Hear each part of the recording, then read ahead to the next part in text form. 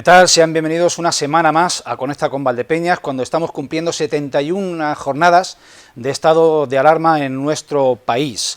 Y cuando nos encontramos posiblemente a una semana de pasar a esa fase 2 de desescalada en la provincia de Ciudad Real. Hoy hablamos con la empresa tecnológica que ha hecho posible que más de 80 millones de unidades de protección particular para sanitarios sean distribuidos en nuestro país gracias a un corredor sanitario abierto entre China y Madrid. Hablamos también con la empresa logística que se encarga del transporte de las pruebas PCR para los hospitales de Valdepeñas y de Manzanares. Y hablamos por último de enseñanza, de educación, porque el próximo lunes se podrían reabrir los centros docentes de enseñanza secundaria, los institutos, pero no se sabe en este momento con claridad en qué condiciones se llevará a cabo esa reapertura. Vamos con todos estos contenidos ya.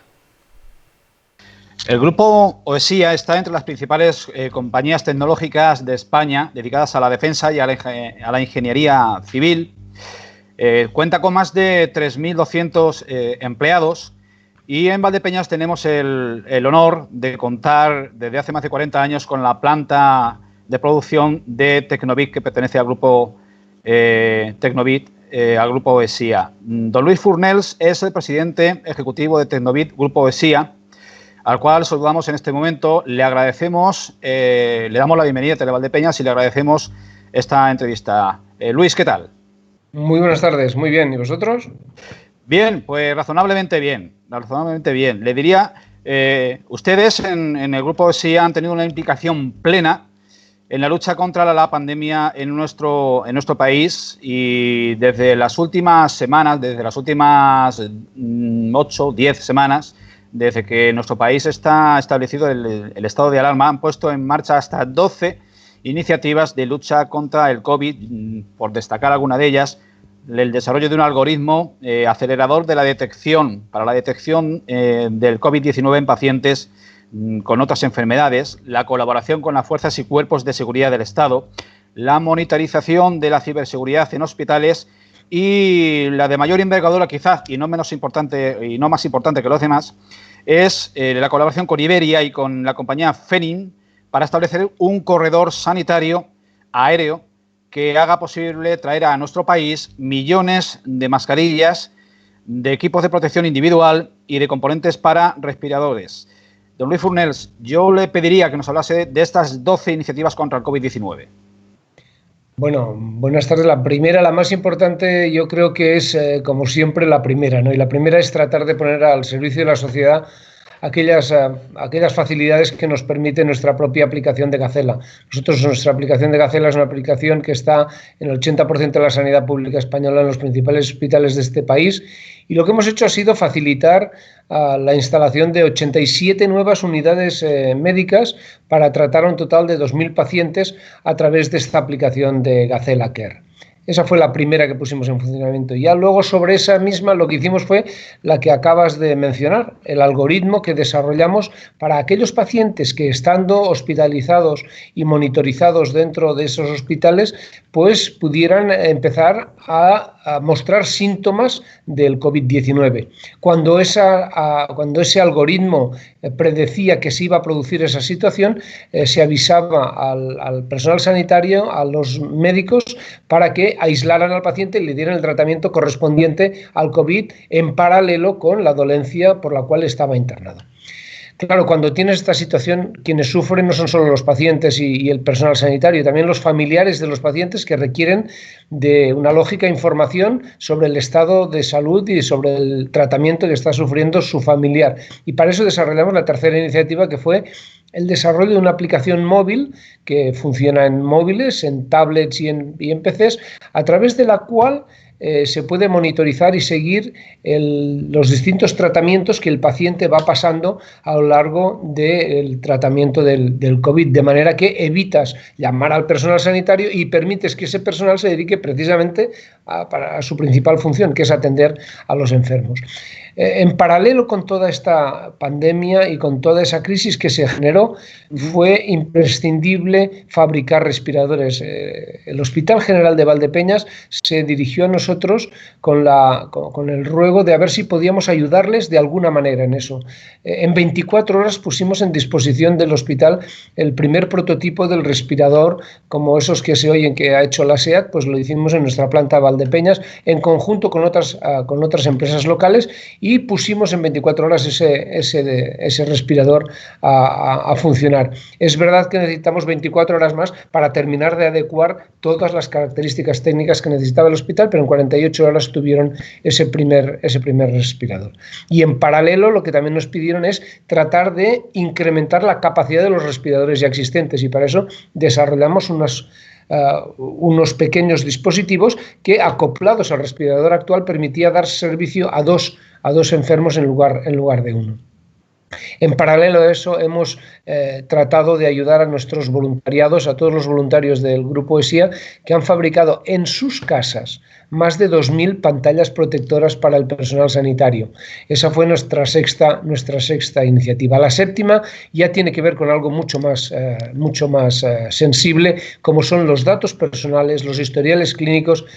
Mirad, cuando se lanzó la pandemia, cuando esto fue realmente un problema, tuvimos muchísimos ataques ciberdelincuentes que intentaban introducirse en nuestros sistemas sanitarios. La verdad es que los ataques se han triplicado desde el inicio de la pandemia, y estamos activando todos los protocolos de máxima seguridad para impedir esos ataques. Y así es lo que hemos hecho, desde el Hospital General de Campaña de IFEMA en Madrid hasta otros centros sanitarios, donde hemos puesto unas sondas que identifican si realmente ese hospital o esa unidad asistencial está siendo objeto de un ataque. Pensemos que en la ciberdelincuencia lo más importante es la detección precoz y compartir esa información con otros centros de soporte a la ciberseguridad. En paralelo al entorno sanitario hicimos lo mismo con el entorno público y privado. Hemos desarrollado muchos más controles dentro de todo lo que son las redes que dan soporte a los distintos servicios críticos de distintas empresas, a las cuales, como nuestra novena iniciativa, les ayudamos a hacer la transformación digital. Todo el país dice que hemos ido al teletrabajo. Eso ha sido posible gracias a dos principios, ¿no? El primero, que nuestro país estaba preparado para tener unas infraestructuras de telecomunicaciones suficientes para soportar eso. Pero el segundo ha sido que se ha tenido que ayudar a las empresas a transformarse digitalmente, a transformar sus procesos, que eran manuales y presenciales, en procesos digitales y que se pudieran hacer en teleproceso. A eso hemos estado dedicando nuestros esfuerzos como novena iniciativa. La décima ha sido las atenciones al ciudadano. Los centros de atención al ciudadano no se han colapsado porque hemos conseguido incrementar el soporte a los mismos, igual que hemos hecho con la parte del centro de atención al usuario de telecomunicaciones. Esa fue la 11ª. Y por último, pero no menos importante, el corredor que has mencionado. Mira, FENIN, la Federación Española de Empresas de Tecnología Sanitaria, Iberia y Grupo ESIA han hecho que el camino más corto entre Shanghái y Madrid pase por Valdepeñas. En Valdepeñas hemos puesto el corazón, hemos puesto la central logística para poder desarrollar una iniciativa que ha traído más de 80 millones de unidades de material sanitario para nuestro personal sanitario. 1,6 millones de mascarillas han venido directamente a la comunidad de Castilla-La Mancha, nuestra comunidad. Y ha sido muy importante porque realmente hemos recibido donaciones que hemos tenido que trasladar desde Shanghái hasta España en el más mínimo tiempo posible, con unas líneas de transporte y de logística completamente colapsadas. Todo el mundo iba a China a buscar estos materiales.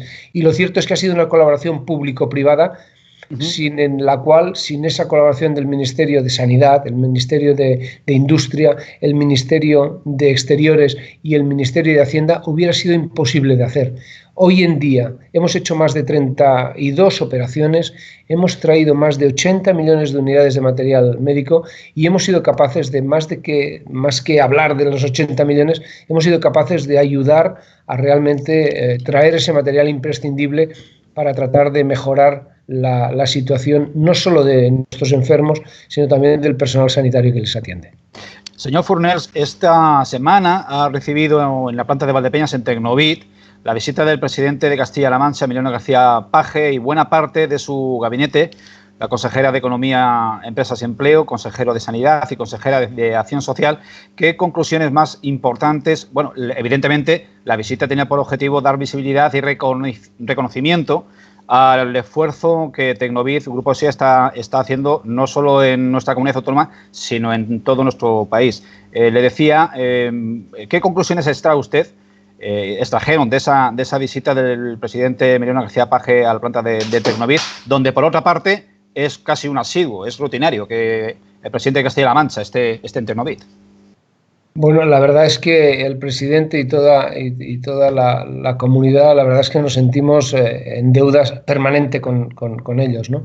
Es verdad que vinieron a hacer algo que es la primera vez en mi vida que sucede, y es que ha venido pues la administración, en este caso autonómica, a reconocer el esfuerzo de una empresa y de sus trabajadores por aportar un granito de arena a la sociedad y devolverle a la misma parte de lo que la sociedad nos da. La sociedad nos da trabajo, la sociedad nos da bienestar, y de alguna manera cuando estalló esta pandemia y se puso el estado de alarma, lo primero que nos preguntamos es qué podíamos hacer nosotros para tratar de paliar esto. Aquí los 3.500 familias que formamos el Grupo SIA pensamos que teníamos que hacer algo, y nos pusimos a hacerlo, se concretó en esas 12 iniciativas, y ¿cuál fue nuestra sorpresa? Que al cabo de 2 meses se presenta el presidente de la comunidad con parte de su equipo de gobierno y nos hacen algo que yo creo que es histórico. Creo que hay que valorar en su justa medida que la administración venga a reconocerte y a darte las gracias y a mostrarte el reconocimiento y el agradecimiento por una labor que iniciaste simplemente por un tema absolutamente social, de estar cerca de la comunidad y de tratar de devolverle a la misma, como te decía, parte de lo que ella nos da. Nos ha parecido un gesto realmente espectacular, ejemplar, y si quieres que te diga la verdad, muy poco habitual. Muy poco habitual. Es verdad que a veces la clase política va a los sitios cuando soplan vientos favorables, pero en este caso, ¿no? En este caso ha sido por un acto absolutamente fuera de lo normal, que es mostrar la gratitud de una comunidad representada, en este caso por su máxima autoridad, que es Emiliano García Paje, como presidente de la Junta, para decir simplemente gracias y recibir un de nada. Es nuestra obligación. Esto lo vamos a superar entre todos y todos juntos. Don Luis, recupero una de las ideas que usted nos ha trasladado en su primera respuesta, que es la del teletrabajo. Si una de las conclusiones positivas que se está extrayendo a nivel laboral y profesional en el ámbito de las empresas de nuestro país y de otros, es que el teletrabajo funciona en determinados ámbitos y en determinadas actividades. Le pregunto doblemente, en Tecnovit han apostado por el teletrabajo, y su punto de vista particular, ¿entiende que es una opción válida para incrementar inclusive tanto la productividad, la eficacia como la conciliación, que es un término que está muy acuñado en nuestra sociedad en estos días? Vamos a ver, en Tecnovit, Grupo SIA, somos un total de 3.500 profesionales. Sobre el total del grupo, a nivel mundial, el 92% está en teletrabajo. Decir que no creo en el teletrabajo es complicado en estos momentos. Ahora bien, en la fábrica de Valdepeñas, pues hemos tenido que tomar otro conjunto de medidas. Es imposible fabricar sin estar presencialmente en la fábrica. Lo que pasa es que, como decía antes, hemos girado toda la compañía a un entorno mucho más cercano y mucho más preocupado, básicamente por lo que debe ser nuestra principal ocupación, que es cómo mantener y proteger la salud de nuestra gente. Y entonces lo que hemos hecho en la fábrica ha sido sectorizar la misma en 15 sectores. En la fábrica, pues cuando vino el presidente de la comunidad, lo primero que se le hizo fue tomar la temperatura, como a toda persona que tiene que entrar en un espacio que tiene que estar absolutamente preservado de cualquier tipo de riesgo de contagio, ¿no? O sea que la parte, digamos, de presencia se controla de una manera específica. El resto del personal, también la gente de la fábrica que puede teletrabajar, pues los ingenieros trabajan desde su casa y cuando tienen que hacer una prueba de producción, lógicamente se tienen que desplazar a la fábrica. De esa manera tenemos el segundo tipo de teletrabajo. Hay un tipo de teletrabajo que es 100% en casa y hay un segundo que es un mixto entre en casa y tener que ir de cuando en cuando presencialmente a la fábrica. Y por último están los que teóricamente siempre tienen que estar presencialmente, o bien porque es la fábrica o bien porque el tipo de trabajo de mantenimiento así lo exige. ¿El teletrabajo ha venido para quedarse? Sin lugar a dudas, ha venido para quedarse. Sin embargo, hemos de ser muy conscientes de que ese teletrabajo ha de ser un trabajo en casa, no quedarse en casa trabajando, que parece que sea igual, pero no es lo mismo. Ha de ser un trabajo que tiene un entorno suficientemente bien seguro, bien aislado, bien determinado para poder hacer el tercer punto que has mencionado, la conciliación. La conciliación no puede ser un totum revolutum en el mismo lugar. Tenemos que tener un espacio para trabajar en teletrabajo y un espacio donde, lógicamente, tengamos a nuestra familia y podamos atenderla. Atenderla sin desatender el trabajo y atender el trabajo, por supuesto, sin desatender a la familia. Este es el concepto que estamos tratando de trabajar. El teletrabajo ha venido, pero habrá que crear un entorno muy claro de trabajo en casa, en primera residencia, en segunda o donde sea. Y por otro lado, tendremos que ser capaces de que ese trabajo sea realmente fácil de conciliar y de medir y de mantener la productividad como teníamos antes. Hay que terminar de crear la cultura del teletrabajo en España. Don Luis, me va a permitir por último que le pregunte sobre la propuesta que el alcalde de Valdepeñas ha hecho sobre usted, acompañado por el equipo de gobierno, para hacerle valdepeñero, hacerle valdepeñero de adopción. Primero, ¿qué representa para usted esta distinción? Si son una especie de juegos florales, si le llega al alma y, en definitiva, si se ve como un valdepeñero más. Absolutamente. Yo hace tiempo que me siento un valdepeñero más. Yo creo que he acuñado esa frase que dice que a mí cuando me preguntan que dónde tengo la fábrica, yo digo que en Valdepeñas, un lugar de La Mancha de cuyo nombre yo sí quiero acordarme. Entonces yo me siento valdepeñero porque realmente estoy muy agradecido a esa ciudad, estoy muy agradecido a esa comunidad y estoy muy agradecido a los valdepeñeros y a las familias que han depositado en Tecnobit el lugar donde crecer y donde mejorar su calidad de vida y donde progresar y donde hacer que sus hijos tengan un futuro esperanzador. ¿Qué representa para mí? Bueno, lo primero, una sorpresa. Si digo otra cosa, mentiría. Segundo, un orgullo increíble. Entre medio, una cierta emoción porque el vello se me puso de punta. Y por último, yo creo que lo que más sentí es esa pregunta que a veces te haces, ¿no? Y es, ¿serás capaz de estar a la altura de la distinción? Creo que hay mucha gente que se puede merecer muchísimo el ser considerado hijo adoptivo de Valdepeñas, pero sin lugar a dudas, si realmente la Comisión de Honores y Distinciones así lo ha considerado, el alcalde así lo ha tenido a bien, y que eso lo haga delante del presidente de la comunidad y en directo y en vivo, pues la verdad es que no puedo sentir más que un orgullo y de juegos florales o de juegos florales, nada. Esperando con muchísima ilusión el día en que sea oficial, en el acto en el que me nombren hijo adoptivo y pues ¿para qué negarlo? Pues disfrutar de ese momento, de la emoción que seguro que voy a sentir y de ese agradecimiento eterno a Valdepeñas, a Castilla-La Mancha y a un conjunto de autoridades que creo que han depositado en mí una confianza de la cual espero ser merecedor. Pues nuestra enhorabuena por ello, pero sobre todo por estar al frente y pilotar una compañía como el Grupo SEA Tecnobit y que sigan haciendo tanto como hasta la fecha hacen, no solo en este grande episodio de la pandemia, sino por el desarrollo tecnológico de nuestra comunidad autónoma y de nuestro país. Don Luis Funes, muchas gracias por entrar en contacto con Valdepeñas y hasta la vista. Muchísimas gracias a ustedes. Hasta luego.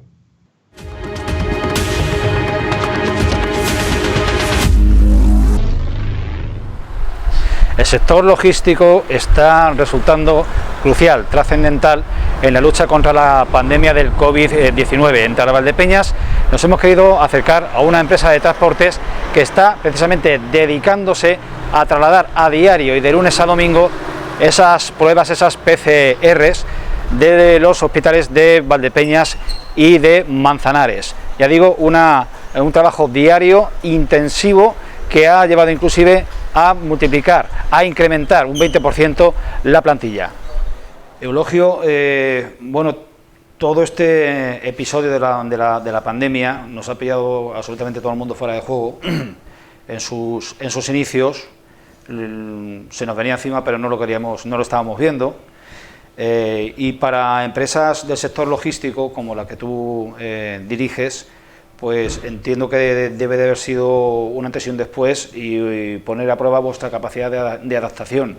¿Qué ha supuesto para NACES en Valdepeñas el tener que gestionar el envío de material de pruebas, de material sanitario entre hospitales, esta nueva carga de trabajo? ¿De qué ha constado y cómo la habéis gestionado?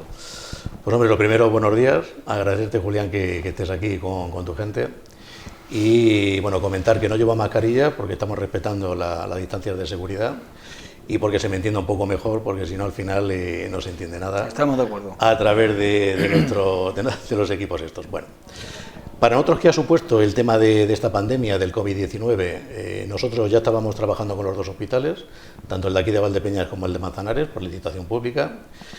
Somos los operadores, los subcontratistas de transporte urgente, de movimiento de muestras, tanto de movimiento de muestras como de lo que es abastecimiento, tanto de almacén como de farmacia, de los citados hospitales. Y bueno, cuando entra el día 1 de esta epidemia, nos llaman, nos dicen de la gravedad de estas circunstancias y hay que poner en disposición de los dos hospitales pues unas rutas alternativas que no teníamos lógicamente hasta este día en marcha para poder mover todas las muestras de los PCR, tanto del Hospital de Valdepeñas como de Manzanares, enlazándolas con microbiología en Ciudad Real y con Majadahonda en el Centro Nacional de Microbiología, allí en Madrid. Entonces, bueno, ¿esto qué conlleva? Pues nos conlleva, por una parte, dentro de la desgracia, el poder mantener la plantilla sin tener que tocarla, porque la carga de trabajo pues supone casi un 20% más de la que teníamos adicionalmente con ellos. Cierto es que desde el primer día el grupo nuestro, lo que es el grupo logista, lo que es NACES, nos habilitó de EPIs, geles, guantes, mascarillas, de cara a proteger a nuestra gente, y eso nos permitió poder dar el servicio desde el minuto 1 y estar en primera línea de guerra con esta pandemia. En términos cuantitativos, ¿sabrías decirme qué cantidad de pruebas PCR habéis gestionado, habéis transportado? Pues hombre, te puedo decir, en números exactos de pruebas no lo sé, porque lógicamente nuestra labor es moverlas, y conforme llegaban tanto al Centro de Microbiología de Ciudad Real como a Majadahonda, nosotros llevamos la nevera, una nevera biológicas, donde realmente pues va sin ningún tipo de riesgo para poderla manipular y transportar.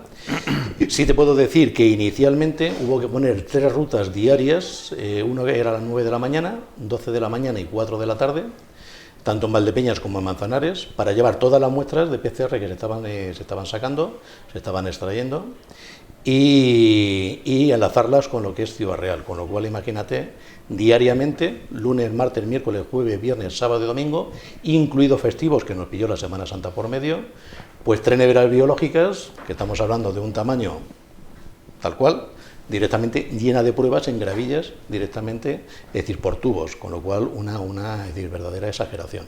De hecho, el incremento de trabajo que tenía en microbiología en Ciudad Real fue brutal.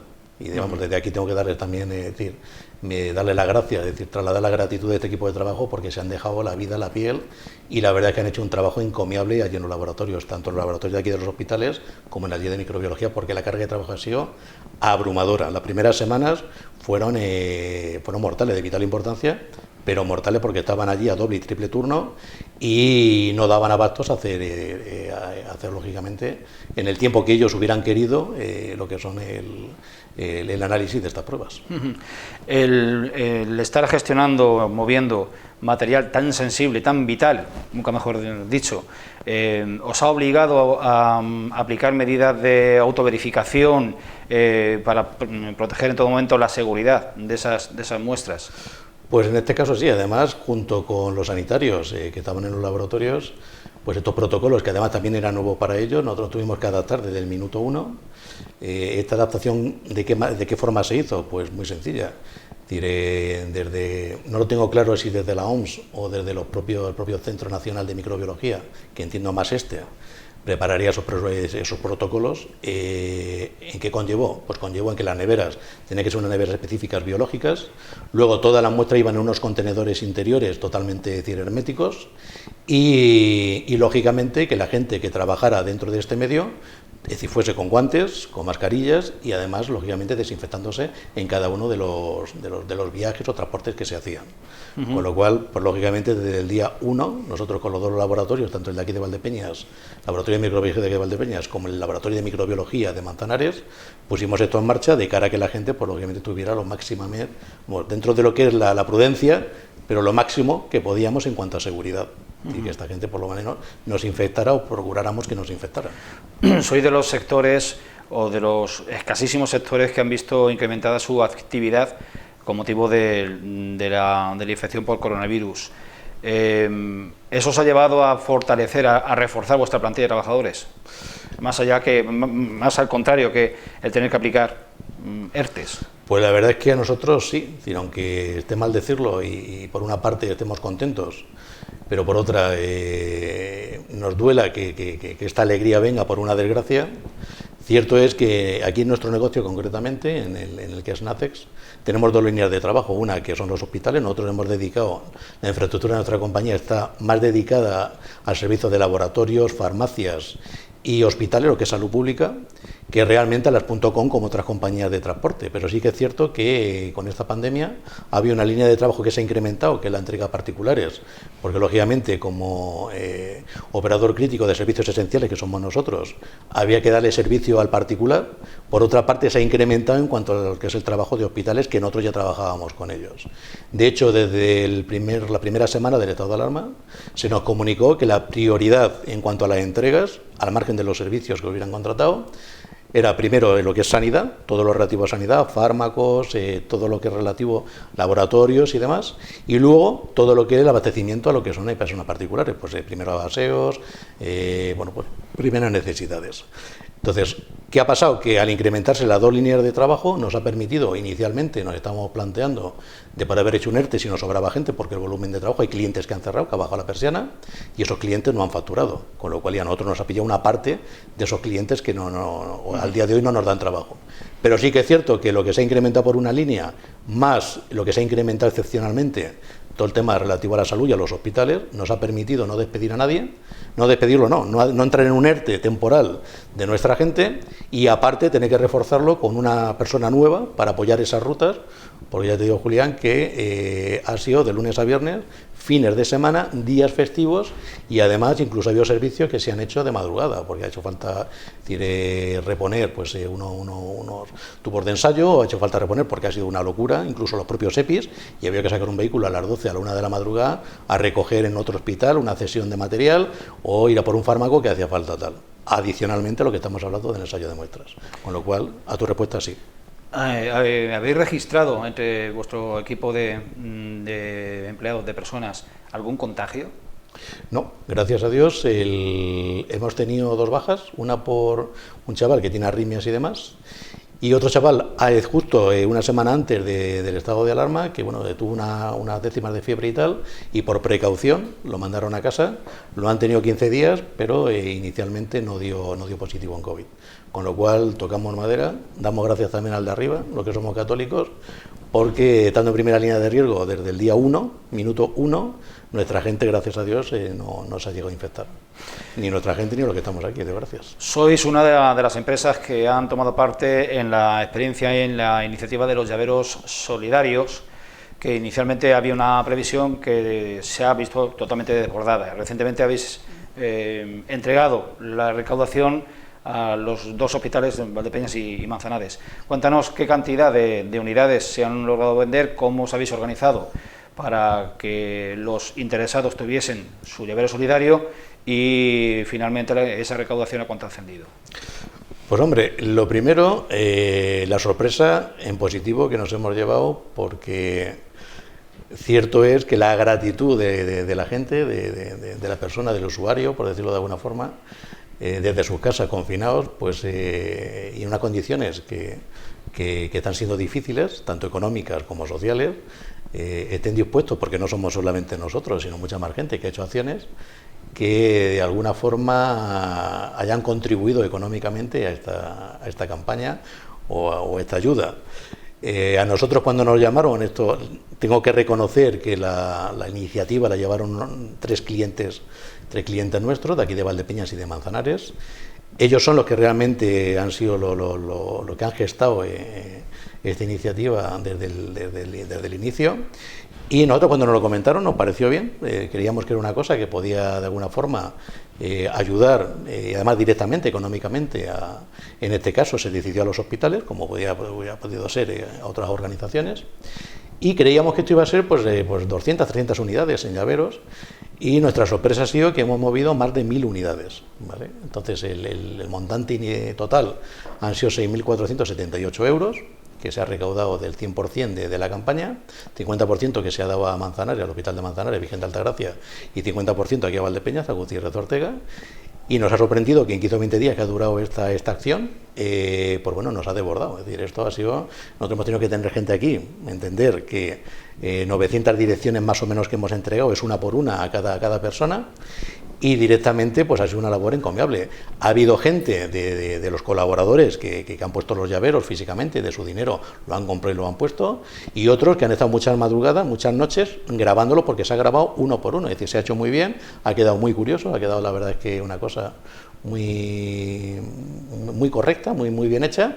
Y muchas noches, porque la gente tenía más cosas que hacer, no solamente esto, porque hay gente que está también trabajando, y muchas noches han estado grabando 1000 unidades, lógicamente llevan un tiempo importante grabarlo uno por uno, con lo cual, y quiero trasladar la gratitud a todos aquellos que nos están oyendo, que han hecho posible esta iniciativa, que directamente, pues desde NACER, desde el Grupo NACER, desde el equipo de trabajo de NACER Grupo Logista, pues darle las gracias, de verdad, nuestra máxima gratitud por gastarse esos 6 euros en ese llavero, que bueno, que también quiero trasladar que aquí en Valdepeñas se ha entregado a la Fundación, que le dará un buen uso a ese dinero porque hace falta, y en Manzanares todo lo que son las mamparas que se han puesto para protección de los sanitarios en las recepciones, tanto de administrativos como de centros de salud, esas mamparas de metacrilato se van a pagar con este dinero, que ha sido altruistamente altruista por nuestra parte, y ayuda económica de mucha gente que quiere que llegue a la gente que más falta le hace. Pues nuestro reconocimiento por ese éxito, y también por la gestión que estáis llevando a cabo a nivel profesional con ese traslado de muestras tan importante para contener la pandemia. Yo, Julián, si me permites, trasladar desde aquí, de verdad, mi agradecimiento personal, el de mi gente, y hacer eco del esfuerzo que se ha hecho desde los hospitales por dar cobertura y se sigue dando cobertura. En el momento esto no ha terminado, esto nos queda todavía un camino importante que recorrer, pero tanto desde la gerencia de los hospitales, que se han dejado la vida porque hay cosas que a lo mejor se pueden mejorar, pero desde el día 1 han estado intentando, es decir, desde la parte, hablo desde los hospitales, es decir, intentar abastecer en EPIs a su gente, a sus sanitarios y al entorno, y han hecho un esfuerzo de verdaderamente humano. No se ha hecho más porque no se ha podido, por nuestra parte igual, pero agradecer tanto a los sanitarios, a la gente de limpieza, a los de seguridad, a toda la gente que está involucrada dentro de los hospitales, que nosotros que hemos estado dentro y lo hemos estado viendo, han hecho una labor encomiable, arriesgándose muchas veces porque no tenían los equipos suficientes. Y ya te digo, y desde las gerencias han intentado, nosotros hemos ido a recoger EPIs a Toledo, a los servicios centrales, como medida urgente, es decir, porque tuvieran lo antes posible los sanitarios esas medidas, y bueno, pues creo que también es de agradecer de cara a ellos el esfuerzo y la labor que han hecho y que están haciendo. Muy bien, gracias.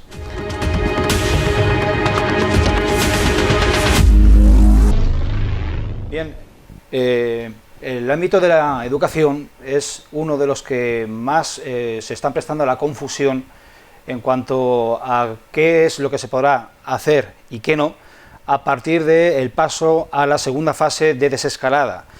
En los centros docentes de nuestra región posiblemente ese paso se dé a partir de la semana próxima, porque es bastante probable que en nuestra provincia, en la provincia de Ciudad Real, pues pueda pasar esa fase 2. Mariló Pérez Pintado es la directora del Instituto Francisco Nieva de Valdepeñas.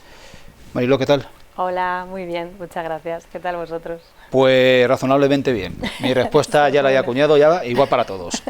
Bien, bueno, pues queremos trasladarte.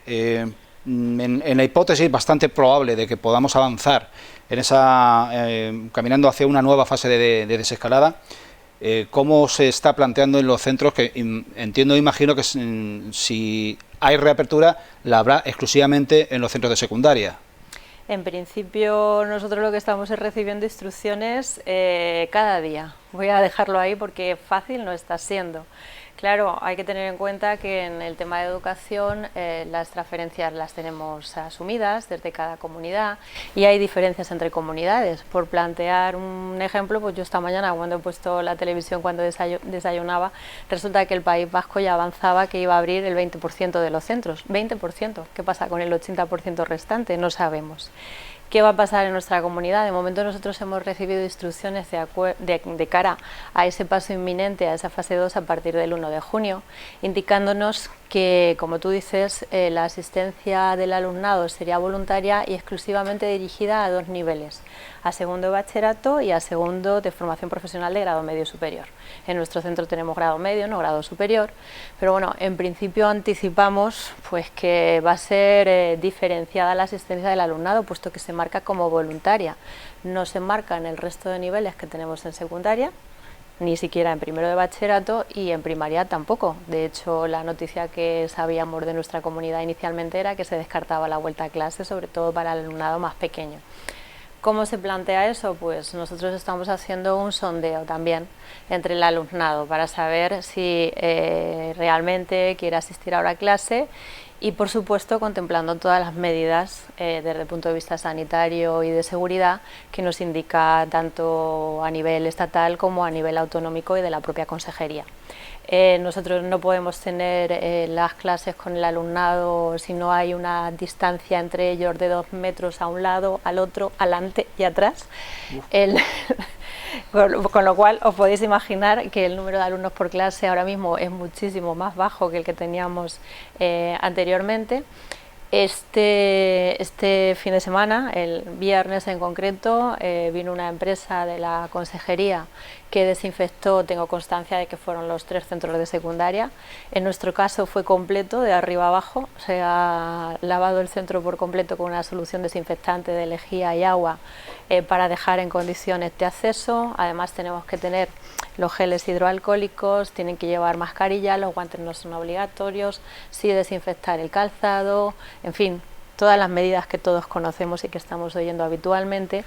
Y además, como decía, tiene que ser voluntario, es decir, tiene que ser una decisión de la familia y también del alumnado, y en principio, por lo que llevamos sondeado, pues el alumnado más o menos que vemos que tiene más interés en asistir es el alumnado de segundo de bachillerato de cara a esa preparación de la EBAU, y además solamente en algunas materias, porque claro, llevan un trabajo hecho ya en casa solos, se han acostumbrado, se han habituado, y consideran que en algunas materias que a lo mejor son más de estudiar y que simplemente es prepararse de una manera ellos planificada, pues que no necesitan ahora mismo el refuerzo, y sin embargo pues en otras materias que pueden tener un contenido más práctico, pues sí lo están viendo como una posibilidad.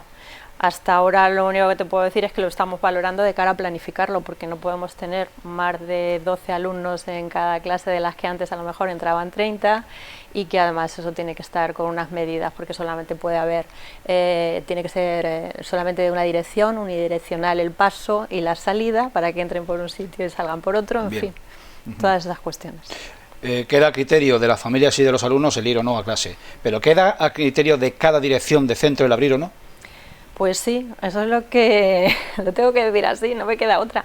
En el Boletín Oficial del Estado, la orden que se publicó de flexibilización de las medidas de cara ya a la fase 1 incluía un apartado específico con respecto a los centros educativos, y el primer punto hablaba de que los centros, a criterio de la dirección del centro, podrían decidir si iba el personal o no y cómo organizarse. Es un punto un tanto complejo, porque realmente deja en una decisión un poco a criterio de cada cual, cuando en la dirección del centro y los equipos directivos, pues sí, por mucho que consideremos todas las medidas que nos recomiendan, no estamos con toda la información a nuestra disposición, y podrían producirse situaciones como, por ejemplo, la que hemos oído esta mañana del País Vasco. Pues el 20% de los centros abren y el 80% no, y estamos todos de acuerdo. Los padres, ¿qué piensan? Los padres de un centro están de acuerdo en que se vaya y los de otros no. El que argumenta que no abre es porque no tiene medidas, y el que abre sí. Se plantea un debate complejo, la verdad, cuanto menos. Y tanto. Hay algunos sindicatos de la enseñanza que han planteado que se está abriendo la puerta a un riesgo cierto de que se reactiven los contagios. Podríamos considerarlo así, pero yo creo que también esto se tiene que ver desde el punto de vista global. Los centros educativos no van a contagiar más ni menos que el resto de todos los establecimientos y de todas las actividades que se están realizando ahora. Igualmente, estamos en la primera fase, y si nos preocupamos por un colectivo en particular, creo que debemos preocuparnos por el resto. En el momento en que uno se puede mover a realizar compras y está con otra gente, o puedes ir estamos en el supermercado asistiendo todos los días y lo vemos, o puedes ir a una terraza de un bar y sentarte, o puedes hacer cualquier otra actividad, pues el centro no es ni más ni menos que ese mismo tipo de contacto, e incluso, si me apuran, con muchas más medidas de seguridad, porque desde luego en eso sí que estamos poniendo un especial énfasis y empeño. Para nosotros, nuestros alumnos son lo más importante, y desde luego que las medidas las vamos a cumplir a rajatabla. Pero sí, se abre una puerta complicada, la verdad, porque se pone, parece que en un punto de interrogación sobre si es más o menos seguro, pero es más o menos seguro el resto de actividades que estamos realizando en todas las otras posibilidades y ámbitos que tenemos de la vida. Debería estar en el mismo nivel, ¿no? Interesante, en cualquier caso. Mariló, recordamos nuevas fechas de selectividad de las pruebas de la EBAU. Pues sí, porque son muy importantes también, es lo que más preocupa al alumnado de segundo bachillerato. Van a ser presenciales, con lo que ello implica y lo que asusta a la gente. Lo mismo digo que en el resto de cuestiones. Una vez que hemos avanzado en una fase en la que hay un control sanitario, en la que no hay repuntes o no hay nuevos contagios, pues no debería preocupar esto más, pero sí que es cierto que se moviliza mucha gente de manera presencial. Los chicos, las nuevas fechas en nuestra comunidad para la convocatoria ordinaria son el 6, 7 y 8 de julio, pasan de ser el 3, 4 y 5 de junio, es prácticamente un mes y un poquito más después, y bueno, pues tienen unas condiciones de opcionalidad más abiertas que hasta ahora en otros años se han realizado. Y la convocatoria extraordinaria sería para el día 1, 2 y 3 de julio. Tanto en nuestra comunidad, ya en todos los centros, están previstas las fechas de convocatoria ordinaria y extraordinaria de finalización del curso de segundo bachillerato y del resto de cursos, porque van en las mismas fechas para la primera semana en ordinaria y la última semana en extraordinaria. ¿Acabará el alumnado arrastrando secuelas de este accidentado fin de curso en los próximos? Pues probablemente acabará arrastrando secuelas en positivo y en negativo. Yo espero que todos también. Seguro que hay partes que hay que mejorar, pero yo, como soy una persona optimista por naturaleza, siempre pienso que de todas las situaciones lo que debemos sacar es un aprendizaje. Creo que hemos aprendido mucho. Hemos aprendido que hay alumnado que a lo mejor estaba más despistado en sesiones presenciales y ahora con el cambio ha supuesto para ellos un elemento de motivación y nos han sorprendido. Hay otro alumnado que ha sido al revés, han demostrado una madurez y una autonomía que me alegra muchísimo comprobar y que de otra manera quizá era más difícil de ver en el día a día cuando siempre los llevamos de la mano, y nos abre un mundo de posibilidades de cara a las tecnologías que creo que todos deberíamos tener muy en cuenta, porque en muchas ocasiones hemos visto que el alumnado se ha adaptado con mucha más facilidad que los padres, las familias o los profesores incluso, porque al fin y al cabo se mueven en este mundo de tecnologías, y para ellos el móvil es un elemento más, y hoy en día es un ordenador personal en una mano. O sea que espero que aprovechemos todo lo bueno. Si ya se estaba incorporando de manera cierta las nuevas tecnologías de la comunicación a la actividad docente, este episodio lo va a catapultar. Yo creo que sí, que ha supuesto un cambio importante, porque mucha gente que, bueno, justificaba a lo mejor el no uso porque no había necesidad, ahora sí que la ha habido, y ahora se ve que hay otras posibilidades que son muy amplias y que no son nada desdeñables. Eso no significa que se abandone la forma tradicional en absoluto, sino que ambas deben de convivir y que se debe de sacar partido a una nueva forma de plantear la educación, mucho más abierta, mucho más amplia, mucho más coordinada, interactiva entre el profesorado, para no agobiar con materias separadas y para que haya un protagonismo del alumno y de la alumna, que yo creo que debe ser fundamental hoy en día. A mí me parece que esa oportunidad deberíamos aprovecharla, ¿sí? Finalmente, la crisis que aún tenemos encima, ¿en qué manera va a afectar a la organización del próximo curso académico? Pues eso es una pregunta difícil de responder ahora mismo, porque nosotros estamos planteándonos muchas dudas en ese sentido. No sabemos si vamos a poder conservar las ratios como la teníamos hasta ahora. La verdad es que es bastante complicado, porque sí que es cierto que en muchos niveles nuestras ratios son muy elevadas. Y yo pienso que en bachillerato la ratio marcada a nivel oficial son 40 alumnos por aula. Ahora lo veo impensable, la verdad, tal y como se están planteando las cosas. Entonces veo dificultades en cuanto a la organización presencial exclusivamente. No, de las fórmulas que he oído, y que son muchas y que podríamos aportar, pues no veo que ninguna de ellas satisfaga a todos los colectivos, porque es muy difícil plantear a las familias que se aborde parte presencial, parte a distancia. Al fin y al cabo, si tú tienes que ir a trabajar todos los días, pues te plantea un problema el cómo vas a atender a tus hijos e hijas en casa cuando les toque estar presencial. Entonces creo que debe ser una fórmula que se debata entre los distintos colectivos y que veamos cómo se puede abordar, porque a pesar de que hay muchas experiencias realmente de educación a distancia, nosotros conocemos muchas experiencias posibles, pero no en estos niveles, y creo que va a ser complicado, y en eso tendremos que hacer un esfuerzo todos. De momento no hay nada decidido, esperaremos instrucciones y esperaremos a ver cómo nos organizamos. Pues Mariló Pérez Pintado, directora del Instituto Francisco Nieva, muchas gracias por acompañarnos de nuevo en este espacio. Muchas gracias a vosotros, un placer.